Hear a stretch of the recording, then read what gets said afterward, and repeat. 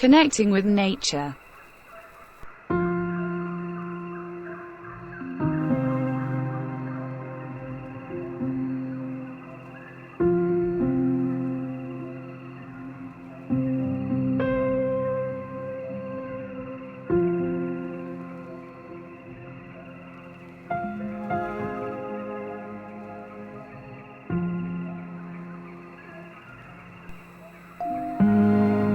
Envision the tolerance and information it takes to grow a small seed into a solid tree.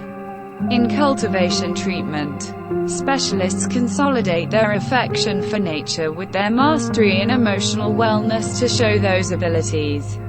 Much like equine treatment utilizes the pony to show abilities, agriculture specialists use plants to pass on various exercises and abilities. Working in jails, medical clinics, and nursing homes, advisors start discussion while planting or making pinecone fowl feeders. As gatherings cooperate to plant blossoms or develop gardens, advisors lead discussions on certainty and collaboration. Agriculture treatment is particularly valuable for individuals with inabilities. Exercises can be intended for individuals in wheelchairs or with other unique necessities.